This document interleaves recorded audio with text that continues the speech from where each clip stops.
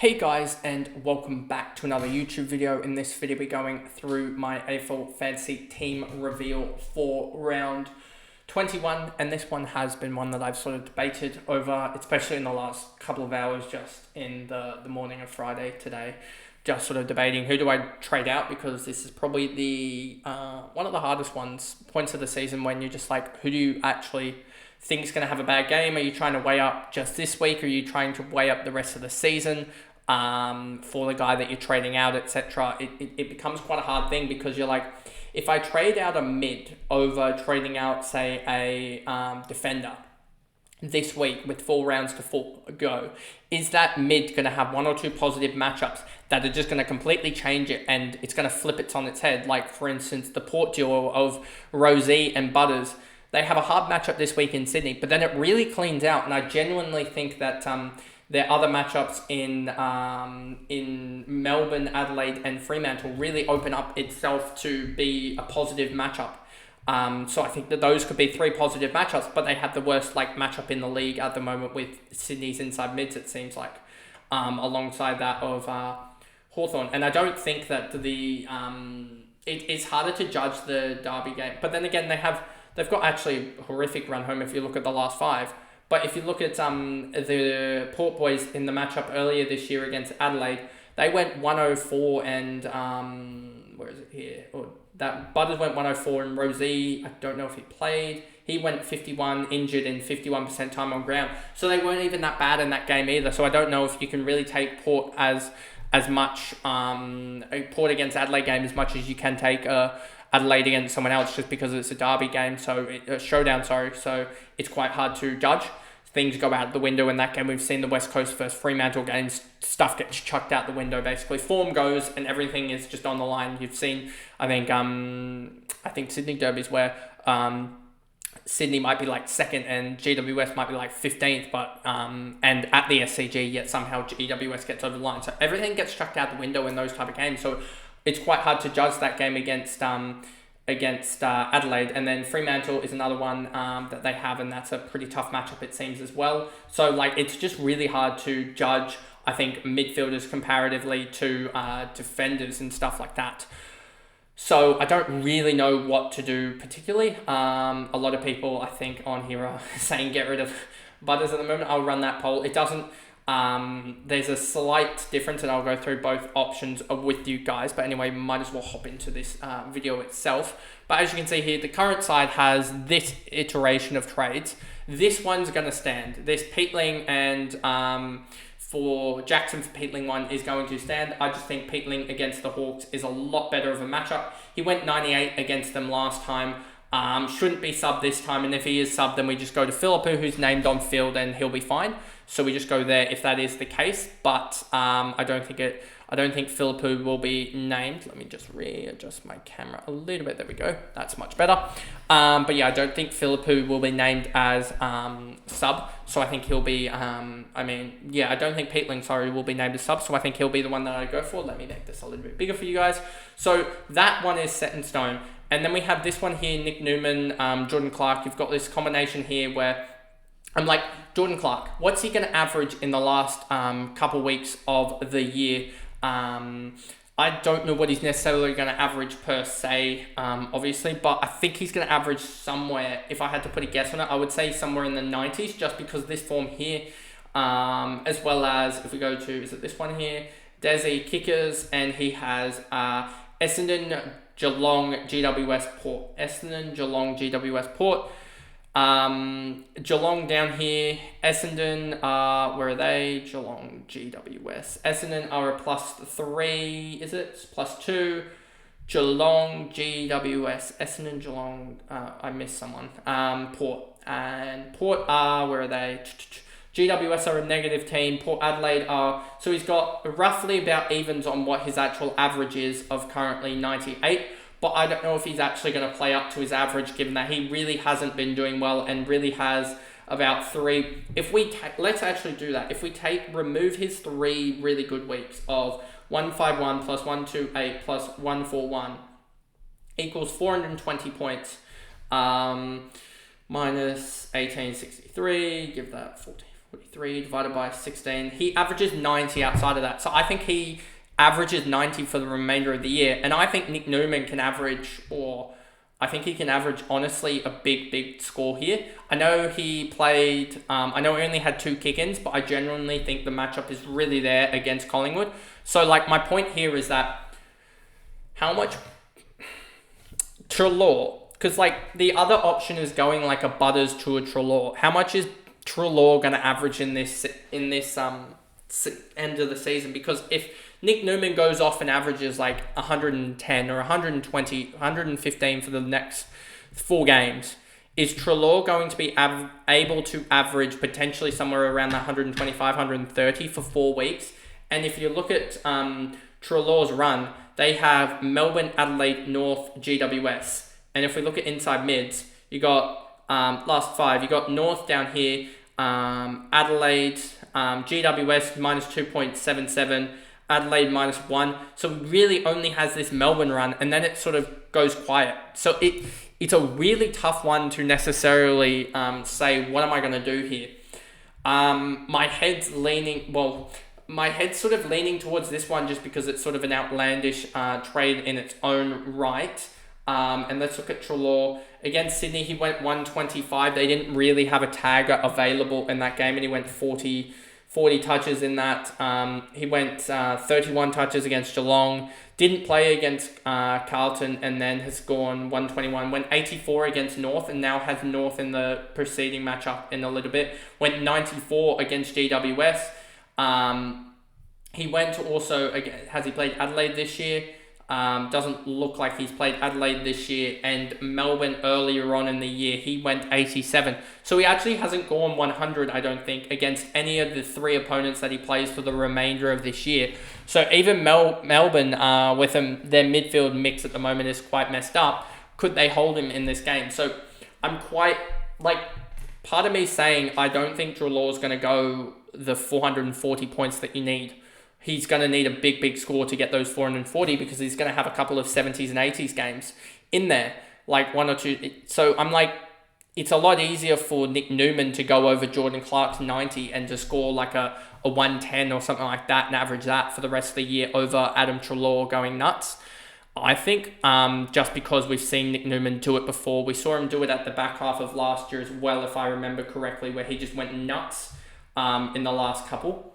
As you see here, in the last 5 last year, he did have a 62 game here, but in those games, he went nuts. I just want to check also, we can go out here, go here. I want to check with regards to the kick-ins back then, what was going on there, as I think he had a pretty good monopoly on it, but I just want to double check that.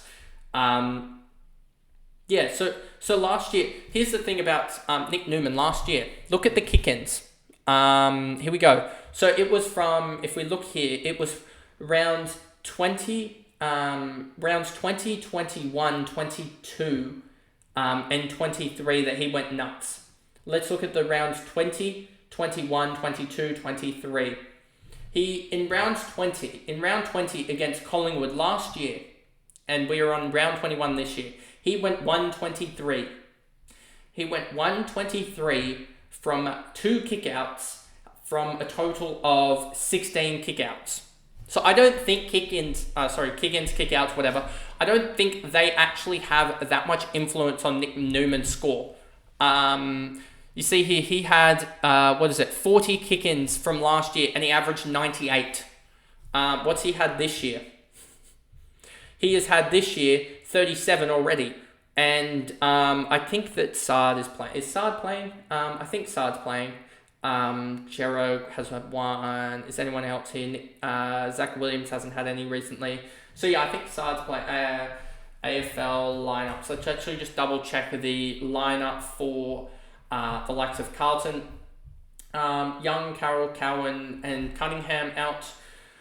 I don't think they've gained anyone in the back half really, so I think it's only really going to gain out of that for him. As, there's not many back half players really that I'm looking at here that they're going to rely on. So they've got basically, I don't think Boyd will have too much of an influence. Has he taken any kickouts this year? Let's actually just check.